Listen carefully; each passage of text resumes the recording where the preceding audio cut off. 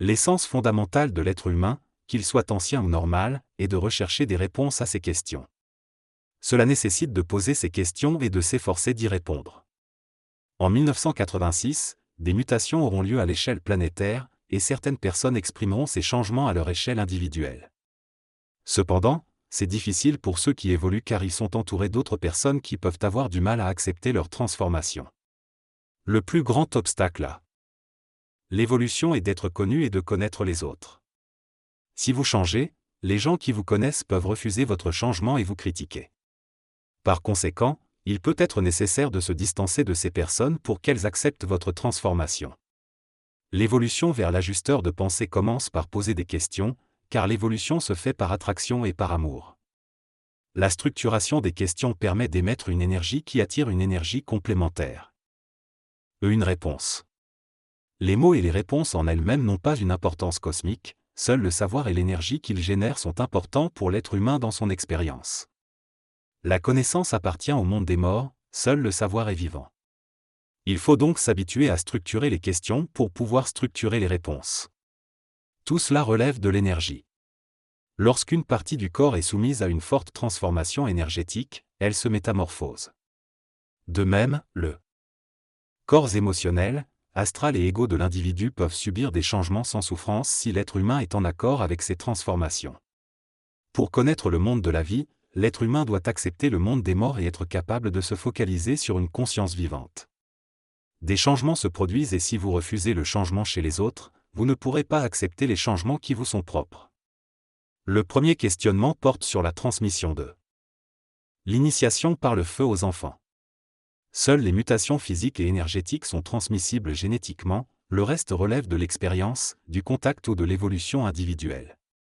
Ainsi, si une personne fusionne avec son esprit, son enfant aura une plus grande probabilité de contact avec son esprit, mais cela ne garantit pas l'initiation par le feu. Les chakras sont des centres d'énergie qui permettent la communication entre le corps physique, le corps vital et l'énergie astrale. Elles ont différentes fonctions selon les plans avec lesquels ils interagissent. Ils ne permettent pas de contacter des entités extraterrestres, mais plutôt des énergies terrestrifiées. Les chakras sont liés au corps physique et vital, mais leur vibration peut permettre une connexion avec des plans différents. Cependant, la véritable évolution ne se fait pas par les chakras, mais par le contrôle de l'ajusteur de pensée. L'astral se manifeste principalement dans le cerveau, notamment dans le thalamus, l'hypothalamus et l'hypophyse. Le désajustement du système endocrinien se produit lorsque la vibration du cerveau entre en résonance avec l'ajusteur de pensée, ce qui réactive la glande pinéale et permet un contact avec l'esprit. Le projet mental collectif, PMC, est une technique qui permet d'atteindre ce contrôle et ce contact, mais elle doit encore être expérimentée par d'autres personnes que l'auteur. Dans cette discussion, il est mentionné que les individus PMC 3, 4 et 5 seront bientôt énergisés afin de préparer leur esprit à l'ajustement de pensée en PMC 6. Il est également expliqué que l'énergie pénètre le corps et le solidifie lorsqu'elle est régie par une intelligence, contrairement à une énergie qui peut écraser et détruire le corps. La technique de préparation nécessite de la patience et permet à l'individu, grâce à une pratique temporaire, d'atteindre un état qui autrement demanderait des années de pratique sans technique. Il est également mentionné que l'énergie astrale s'exprime à travers les voies endocriniennes du corps. Les maladies de l'évolution résultent de la résistance de l'ego à la descente de l'esprit. La cristallisation, contrairement à l'évolution de l'être humain, est associée à l'involution. L'observation est un mécanisme pour préparer l'ego à se déconnecter des plans mentaux naissants. Enfin, la contemplation est décrite comme l'observation existentielle de sa propre réalité, sans mémoire et reliée au plan supérieur de conscience. L'être humain peut atteindre un état de méditation supramentale où il cesse de penser et se met à parler. Dans cet état, il ne communique pas sa pensée mais se parle à lui-même. Cela permet une déconnexion totale avec le monde de la pensée et de la connaissance. Certaines personnes soutiennent que l'être humain doit se cultiver pour évoluer, mais cela implique de devenir un légume préfabriqué par une culture d'humain, où son mode de pensée, d'action et de vie est prédéterminé. Pour vivre pleinement, l'être humain doit se déconnecter du monde de la pensée et se connecter à sa contemplation mentale. L'esprit essaie de communiquer directement avec l'être humain, mais celui-ci ne l'accepte pas car il est attiré par le monde des morts plutôt que par l'esprit. L'être humain ne fait référence qu'au monde des morts pour obtenir des informations et cherche à être sauvé plutôt qu'à développer sa propre parole énergétique. Lorsque l'être humain parvient à cette communication, elle cesse de penser et commence à parler d'une manière énergétiquement supramentale, ce qui le libère du mécanisme du monde des morts. L'être humain peut alors mourir et renaître sans perdre son identité. L'énergie vitale est essentielle pour la réparation et le maintien de la molécule physique. Par exemple, lors d'une blessure par balle, l'énergie vitale se concentre pour tenter de réparer les structures moléculaires du corps. Cependant, si l'énergie vitale est insuffisante, elle sera principalement utilisée pour la restructuration des cellules, ce qui peut entraîner la mort de l'individu.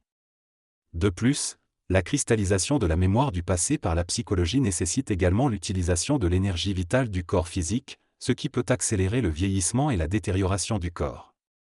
Lorsque la personne décède, son corps physique est rapidement décomposé par la terre, tandis que son corps vital est lentement digéré, libérant ainsi l'énergie vitale retenue. Les êtres humains meurent également lorsqu'ils franchissent le plan astral et sont incapables de pénétrer dans le monde régi par l'évolution des âmes.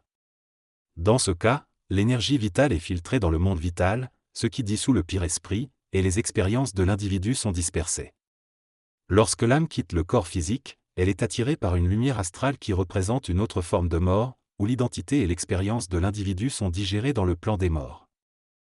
Elles peuvent revenir et s'incarner dans différents corps physiques, selon le processus normal de l'évolution humaine.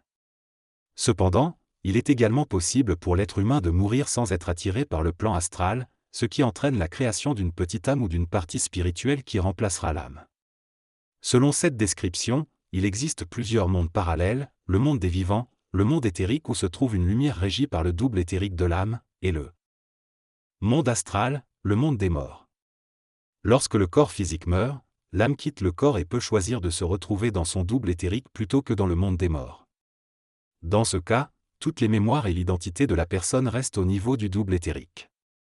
Lorsque le double éthérique décide de revenir dans un corps physique, il choisit intentionnellement le lieu, l'heure et les formes de sa conception pour revenir sur le plan matériel et poursuivre son évolution à la fois dans le monde terrestre et extraterrestre.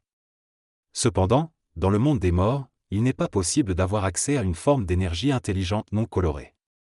L'évolution réelle ne se fait donc pas dans ce monde. L'être humain passe sa vie à vouloir mourir, c'est-à-dire à réintégrer sa conscience dans le monde des morts, mais l'âme se dissout dans ce monde. Lorsqu'un esprit apparaît dans un corps physique, l'enfant accumule de l'expérience pour créer une conscience qui cherche à retourner vers le Créateur, vers le monde des morts, en utilisant des mécanismes tels que les tarots, l'astrologie, etc. Ces mécanismes permettent à l'être humain d'avoir une lecture de ce que le monde des morts veut communiquer avec lui. La théorie avancée ici est que l'évolution de l'homme est en réalité un retour de l'âme vers le monde des morts, vers le Dieu qui règne sur ce monde. Cela n'a rien à voir avec Lucifer ou d'autres formes d'évolution spirituelle. Le monde des morts a été créé pour permettre une expérience planétaire et une mémorisation de cette expérience. Lorsque l'être humain meurt sans avoir développé un double éthérique ou entré en contact avec son ajusteur de pensée, il perd sa conscience et sa mémoire, et peut être considéré comme mort. Cependant, l'être humain peut aussi perdre son corps physique sans mourir réellement. L'immortalité réside dans le fait de ne plus être disloqué dans le monde des morts.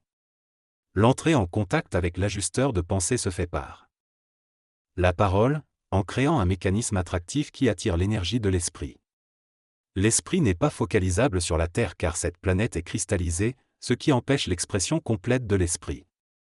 L'être humain doit transcender le monde des morts en le connaissant profondément et en le reconnaissant. Reconnaître le monde des morts signifie le connaître en dehors de l'expérience physique et ensuite le reconnaître à nouveau sans le vivre. Cela permettra à l'être humain d'accepter le monde des vivants.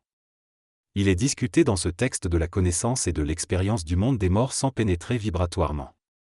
Il est expliqué que lorsqu'une personne reconnaît le monde des morts, elle ne peut pas y entrer après sa mort physique, car elle en a déjà une connaissance et une expérience.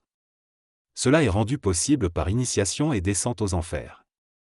Il est également évoqué que dans certaines situations, comme une blessure par balle, il est hypothétiquement possible que l'esprit ou le double éthérique puisse empêcher la mort en apportant de l'énergie vitale au corps physique.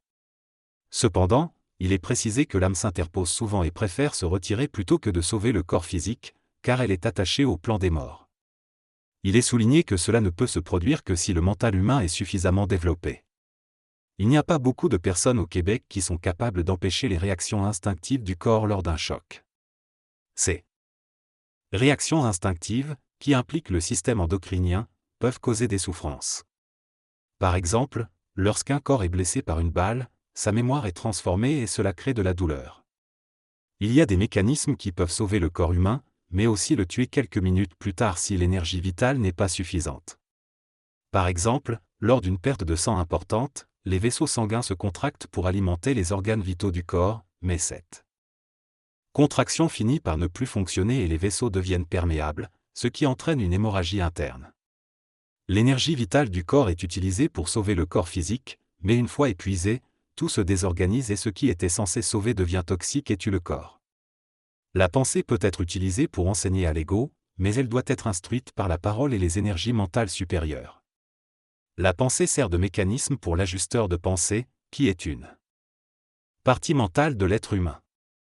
Elle instruit le monde des morts afin de déconnecter l'individu de son enseignement et de créer un vide entre le monde des morts et l'individu, ce qui permet de se déconnecter progressivement. Selon l'auteur, instruire le monde des morts consiste à créer une séparation attrayante entre le monde des vivants et le monde des morts. Le désir de progresser, quel qu'il soit, est lié à la reconstruction d'un phénomène passé et entrave l'évolution spirituelle. Pour réaliser ce que l'on souhaite, il faut comprendre le cadre de l'évolution écologique. La fusion des entités psychiques ne peut se produire que si l'on accepte la mort de l'ego et la perte des mémoires et de la personnalité présente. Cette fusion se fait à travers l'expérience vécue par ces différentes personnalités. Les personnalités peuvent fusionner lorsque leurs mémoires sont similaires, basées sur les expériences vécues pendant une période donnée. Par exemple, vivre dans un monastère pendant plusieurs années permettrait aux personnalités de fusionner en une personnalité monastique. Cependant, une personne dont les personnalités sont diverses et qui n'accepte pas la fusion énergétique continuera à les maintenir séparées. Pour favoriser une fusion plus rapide, il faut se brancher dans un domaine similaire. La personnalité psychique prédominante est celle qui tend à vouloir être reconnue, mais il n'est pas nécessaire de la reconnaître pour l'instant. L'objectif principal est de fusionner les entités réincarnées afin de développer un contact avec son propre ajusteur de pensée. Il y a deux types d'ajusteurs de pensée, expérimentés et non expérimentés. Ils se forment lorsque l'énergie éthérique se rencontre avec le mental, et plus le corps éthérique se développe, plus l'ajusteur de pensée se développe également. Cependant, si une personne meurt avant que son corps éthérique ne soit totalement constitué, l'ajusteur de pensée peut être perdu et se retrouver libre jusqu'à ce qu'il se connecte avec une autre personne. Le troisième œil peut jouer un rôle dans l'atteinte de la conscience supramentale, également appelée conscience christique. Cependant, il est préférable d'utiliser ce terme pour éviter les connotations religieuses. Le rôle spécifique du troisième œil n'est pas précisé dans cette réponse. Dans cette conversation, l'auteur discute de différents concepts et questions liés à la spiritualité et à la conscience humaine. Il propose d'utiliser le terme énergie supramentale plutôt que énergie christique, afin de ne pas attirer involontairement des énergies astrales liées à une certaine interprétation du Christ. Il explique également que le contact et la fusion entre l'énergie supramentale et l'être humain sont des processus qui ne sont pas encore pleinement développés.